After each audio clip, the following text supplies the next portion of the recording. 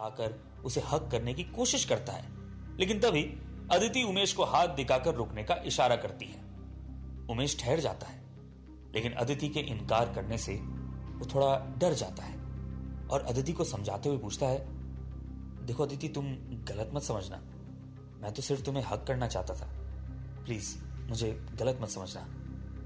अदिति भी मुस्कुराते हुए कहती है, मैं जानती हूं उमेश, लेकिन मैं थोड़ी शर्मीली लड़की हूं, मुझे थोड़ा वक्त लगेगा इस रिश्ते में आगे बढ़ने में, और वैसे भी एक दूसरे की बाहों में खो जाने के लिए ना तो ये जगह ठीक है और ना ये वक्त। ये कहकर अदिति अपना बैग उठाकर वहां से जाने लगती है, लेकिन तभी उमेश अदिति का हाथ पकड़कर उसे रोकता है और अदिति से सीधे सवाल करता है, देखो कल एनुअल फंक्शन खत्म होने वाला है, उसके बाद क्लासेस शुरू हो जाएंगी और हम शायद इतनी आसानी से नहीं मिल पाएंगे। अदिति उमेश की बात का इशारा समझते हुए कहती है, वैसे तुम किस तरफ जा रहे हो ये मैं समझ रही हूं जनाब, पर जरा खुलकर कहेंगे आप अपने दिल की बात। उमेश के चेहरे पर एक शरारती मुस्कुराहट आती है और वो कहता है, देखो अदिति, मुझे गुल गुल बातें करना नहीं आता, जो मैं सोचता हूं वो कह देता हूं। मैं कल तुम्हें हक करना चाहता हूं, अपनी बाहों में तुम्हें महसूस करना चाहता हूं, वो भी जी भर के। तो क्या कल रात तुम कॉलेज की ओल्ड बिल्डिंग में मुझे मिल सकती हो? पूरा कॉलेज फंक्शन में बिजी रहेगा तो हमें कोई डिस्टर्ब भी नहीं करेगा और ना ही वहां कोई हमें देखने वाला होगा। उमेश की बात सुनकर अदिति सोचने लगती है और फिर एक चतुराई से भरी मुस्कुराहट के साथ कहती है, इसका जवाब मैं तुम्हें थोड़ा सोच के ही दूंगी। यह सुनकर उमेश एक पल के लिए चुप हो जाता है और उसके चेहरे पर निराशा भी नजर आती है, लेकिन तभी अदिति उसे कहती है, चलो अब मुझे घर छोड़ दो, काफी देर हो गई है, पापा को अगर शक हो गया तो बड़ी प्रॉब्लम हो जाएगी, समझे? उमेश हां में गर्दन हिलाता है और पार्किंग में जाकर अपनी बाइक स्टार्ट करता है। उतने समय में अदिति उमेश का दिया गुलाब का फूल गार्डन में रखते हुए कहती है, तुमने अपने दिल की बात कही, वहां तक ठीक है उमेश, लेकिन मैं इस फूल को अपने घर नहीं ले जा सकती। उमेश अपनी बाइक लेकर सीधा अदिति के पास आ जाता है। अदिति बाइक के पीछे बैठती है, वो कांच में देखती है कि उमेश के चेहरे पर थोड़ा गुस्सा है। वो उमेश से सवाल करती है, क्या बात है उमेश, तुम्हारा मूड ठीक नहीं लग रहा है? उमेश इस पर एक अलग ही अंदाज में कहता है, जिनसे मोहब्बत है हमें, वही हमें खुद के पास आने की इजाजत नहीं देते और फिर हमारे रूठ जाने की वजह पूछते हैं। यह लाइन सुनकर अदिति के चेहरे पर एक मुस्कुराहट आ जाती है और बाइक पर पीछे से अपनी बाहें फैलाकर वो उमेश को कसकर पकड़ लेती है।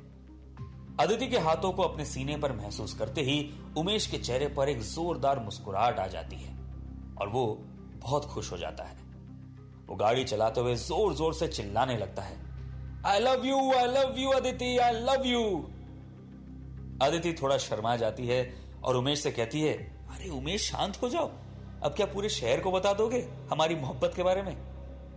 इन रोमांटिक बातों के बीच कब उन दोनों का यह सफर कट जाता है उन्हें पता ही नहीं चलता और अदिति का घर आ जाता है। अदिति गाड़ी पर से नीचे उतरती है और कहती है, बाय, कल मिलेंगे अब।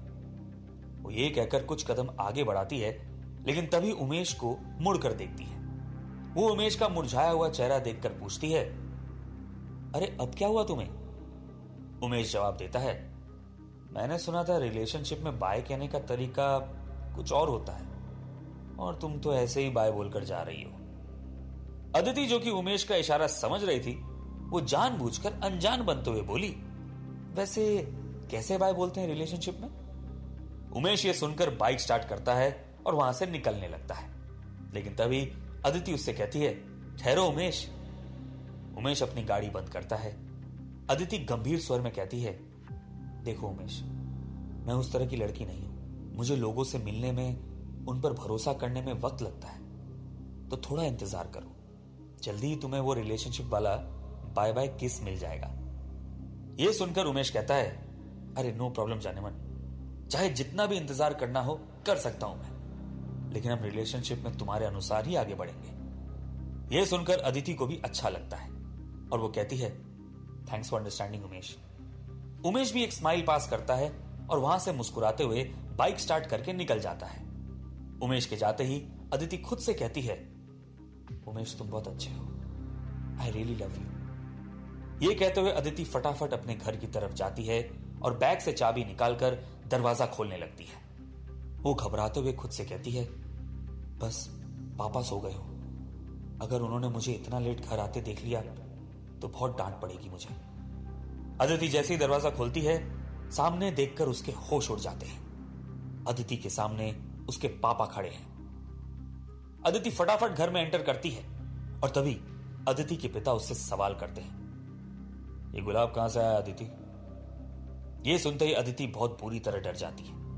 उसके पिताजी कुछ कदम आगे बढ़ाते हैं और उसके बैग में लगे गुलाब के फूल को निकालकर उससे पूछते हैं, ये कहां से आया अदिति?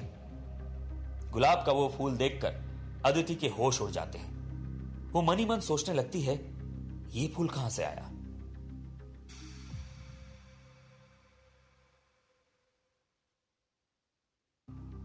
अदिति थोड़ी डरी हुई है, लेकिन उसके पापा उसे कहते हैं, देखो बेटा, तुम्हें मुझसे डरने की जरूरत नहीं है। तुम्हारी उम्र है यार कॉलेज में रोज लेने और देने की। लेकिन बेटा, मुझसे कुछ भी छुपाने की जरूरत नहीं है। अदिति हां में गर्दन हिलाती है और पिताजी फिक्र करते हुए सवाल करते हैं, बहुत लेट हो गया तुम्हें कॉलेज से आने में, सब ठीक तो है ना? अदिति विनम्रता से जवाब देती है, हाँ पापा सब ठीक है, वो फंक्शन चल रहा है ना कॉलेज में, तो मेरी सारी फ्रेंड्स लास्ट तक रुकी थी, इसलिए मैं भी रुक गई। ये कहते हुए अदिति अपने कमरे की तरफ निकल जाती है। वो जैसे ही कमरे में घुसती है, वो देखती है कि उमेश फिर कॉल करता है उसे फोन पर। इस बार अदिति फोन उठाती है और कहती है, अरे यार, तुम तो मतलब पीछे ही पड़ गए हो। इस पर उमेश, जो कि हॉस्टल की टेरेस पर बैठा है, वो कहता है, हाँ, क्योंकि मुझे पहली बार ही प्यार हुआ है, इसलिए मेरा दिल ही नहीं कर रहा है कि मैं तुम्हें एक पल के लिए भी खुद से दूर रहने दूं। इस पर अदिति थोड़ा चिढ़ते हुए कहती है, ओ हेलो, तो मेरे क्या तुमसे पहले भी कोई आशिक रह चुके हैं? अरे मेरा भी तो तुम पहला ही प्यार हो। उमेश कहता है, अच्छा, अगर ऐसा है तो कल रात स्कूल की ओल्ड बिल्डिंग में मुझसे मिलने के लिए इनकार क्यों कर रही हो तुम? इस पर अदिति कहती है, अरे मैंने इनकार कहां किया। उमेश तुरंत अदिति की बात को पकड़ कहता है, अच्छा, तो मतलब तुम कल मिल रही हो मुझसे? ये उमेश बहुत खुश हो जाता है और खुशी से झूमने लगता है। और फोन के दूसरी तरफ अदिति को एहसास होता है कि उसने जाने अनजाने में सीधे हां कह दिया है। वो कहती है, अरे मेरी बात तो सुनो उमेश। लेकिन उमेश कहता है, अरे नहीं, अब तो मुकर नहीं सकती इस बात से। और उमेश का एक्साइटमेंट देखकर अदिति भी मुस्कुराने लगती है। उमेश के हॉस्टल में, जहां उमेश खुशी के मारे जोर जोर से चिल्ला रहा है, वहां उसकी नीचे वाली फ्लोर पर एक रूम में रॉकी और उसकी गैंग बैठी है। रॉकी, जो कि उस गैंग का लीडर है, वो अपने बाकी दोस्तों से कहता है, कल शाम को देखो, अब मैं इस कॉलेज में एक नया कांड करूंगा, एक ऐसा कांड जिसके बाद सब मेरे नाम से भी कांपेंगे, खासकर वो लड़की अदिति। जहां एक और रात में उमेश की बात सुनकर हॉस्टल के लड़कों का लीडर रॉकी अदिति को सबक सिखाने को तैयार बैठा है, वहीं दूसरी ओर अदिति आने वाले खतरे से पूरी तरह अनजान है। सुबह की पहली किरण के साथ अदिति के पिताजी उठते हैं और अपनी बेटी के कमरे में जाते हैं। वो उसके चेहरे की मासूमियत देखकर उसके पास ही बैठ जाते हैं। वो अदिति के चेहरे पर से प्यार से हाथ फेरते हैं। तभी अदिति की नींद खुल जाती है। अदिति पापा से पूछती है, क्या हुआ पापा, आप हर सुबह मेरे पास आकर बैठते हो और मुझे उठाते हो? मुझे बहुत अच्छा लगता है। आई एम वेरी लकी पापा, जो मुझे आपके जैसे पापा मिले। लेकिन आपके दिमाग में कोई बात है जो आप मुझसे शेयर नहीं करते, बताइए ना। अदिति के पिता बिना कुछ कहे अपनी जगह से उठ जाते हैं और कहते हैं, बेटा सच तो यह है कि तेरी मां के जाने के बाद मैं बहुत अकेला पड़ गया हूं। तो ये सोचकर ही कि तू एक दिन ब्याह करके मुझसे दूर चली जाएगी, मैं डर जाता हूं। अदिति अपने पापा को हक करती है और थोड़ा समझाते हुए कहती है, पापा ये सब नहीं सोचना है आपको ज्यादा, और मैं क्यों जाऊंगी ससुराल? हम ऐसा लड़का ले आएंगे ना जो घर जमाई बनने को तैयार हो जाएगा, फिर रहेंगे हम साथ साथ में। अदिति की यह बात सुनकर पापा जोर जोर से हंस देते हैं और अपनी बेटी को प्यार से गले लगाते हैं। तभी अदिति अपने पिताजी से सवाल करती है, पापा कुछ मांगू मैं आपसे? अदिति से यह सुनते ही पिताजी कहते हैं, हाँ बेटा बोल, तेरे लिए तेरा पापा कुछ भी लाकर दे सकता है।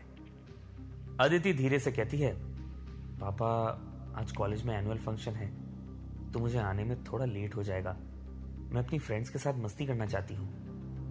बेटी से यह बात सुनकर पिताजी नाटकीय अंदाज में मुस्कुराते हुए बोलते हैं, ठीक है, जा अदिति जा, जी ले अपने हिस्से की जिंदगी।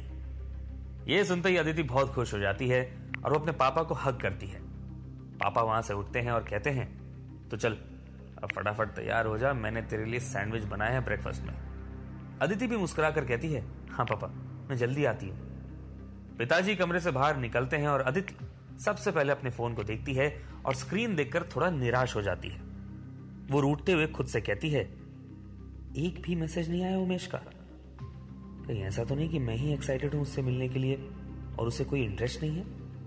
ये सोचते हुए अदिति तुरंत नहाने निकल जाती है।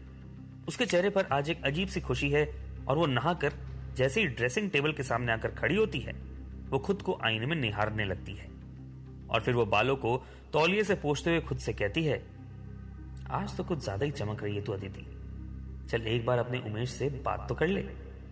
दूसरी ओर उमेश बेड पर आराम से पड़ा हुआ है। उसके पास से जोर के खर्राटों की आवाज आ रही है।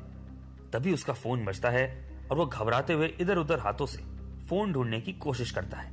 उसका फोन उसके हाथ में आता है और वो बिना देखे फोन उठाता है। हेलो। उसके हेलो कहते ही सामने से आवाज आती है, हेलो, तुम अभी तक सो रहे हो और मैं यहां तैयार होकर रेडी हो चुकी हूं। अदिति की आवाज सुनकर उमेश तुरंत पलंग पर उठकर बैठ जाता है और कहता है, अरे नहीं, मैं एक्चुअली सोया नहीं हूं, थोड़ी तबीयत ठीक नहीं थी, इसलिए ऐसी आवाज आ रही है। अदिति तुरंत मुस्कुराते हुए शरारती अंदाज में कहती है, अच्छा सुनो, वैसे अगर तुम्हारी तबीयत खराब हो तो हम शाम में ओल्ड बिल्डिंग में मिलने वाला प्लान कभी और कर सकते हैं। यह सुनते ही उमेश सीधे खड़ा हो जाता है और कहता है, अरे अरे नहीं नहीं, मिलते हैं ना हम शाम में, मैं बिल्कुल ठीक हूं। अदिति उमेश की एक्साइटमेंट जानकर कहती है, ओके, तो आ जाओ लेने के लिए मुझे, मैं आधे घंटे में वहां मिलूंगी जहां तुमने मुझे कल ड्रॉप किया था। उमेश कहता है, डन। अदिति तैयार होकर एक आखिरी बार खुद को कांच में देखती है और वो कमरे से निकल जाती है। वो जैसे ही अपने कमरे से बाहर आती है, डाइनिंग टेबल पर पिताजी बैठे हैं, वो फ्रूट्स खा रहे हैं। अदिति तुरंत अपनी कुर्सी पर जाकर बैठती है और सामने रखा सैंडविच खाने लगती है। पिताजी नोटिस करते हैं कि अदिति काफी तेजी से अपना सैंडविच खा रही है और वो अदिति से पूछते हैं, बेटा बहुत जल्दी है कहीं जाने की? अदिति एकदम हड़बड़ाते हुए कहती है, नहीं पापा, ऐसा कुछ नहीं है, वो बस ऐसे ही। पिताजी अदिति से गंभीर स्वर में कहते हैं, देखो बेटा, तुम्हारे लिए ये बात अजीब होगी, लेकिन फिर भी चाहता हूं कि तुम मेरे लिए एक बार चेक करो। अदिति अपनी जगह से उठती है और उसकी मां की तस्वीर की तरफ बढ़ती है जिस पर एक माला चढ़ी हुई है। उस तस्वीर के नीचे रखे कांच के बड़े से बर्तन में रखे पानी की ओर देखते हुए खुद से कहती है, पापा भी ना अजीब है, कभी कभी कुछ भी करने को कहते हैं। पिताजी अदिति के पीछे आकर खड़े हो जाते हैं और कहते हैं, देखो बेटा, हमेशा की तरह इस पानी में हाथ डालना होगा तुम्हें। अगर तुम्हारे इसमें हाथ डालने के बाद। अदिति पिताजी की बात को काटते हुए कहती है, हाँ पापा, मैं जानती हूं सब। अगर मेरे इस पानी में हाथ डालने के बाद इस पानी का रंग नीला हो गया तो मतलब आज सब कुछ ठीक होगा मेरे साथ, लेकिन अगर इसी पानी का रंग लाल हो गया तो आज का दिन मेरे लिए कोई खतरा लेकर आएगा। अरे पापा, पीछे कई सालों से मैं इसमें हाथ डाल रही हूं, कभी पानी लाल हुआ क्या? तो आज भी लाल नहीं होगा, डोंट वरी। और ये कहते हुए वो उस पानी में हाथ डाल देती है। अदिति जैसे ही पानी में हाथ डालती है, सामने का नजारा देखकर उसके होश उड़ जाते हैं। उस कांच के बर्तन में रखा पानी लाल रंग का होने लगता है। तभी पिताजी कहते हैं, बेटा, आज तेरे लिए इस घर से बाहर निकलना शुभ नहीं है, कुछ बहुत बुरा होने वाला है तेरे साथ। ये सुनकर अदिति चौंक जाती है। वो अपना फोन देखती है जिस पर लगातार उमेश का फोन आ रहा है। वो खुद से कहती है, अब क्या करूं मैं?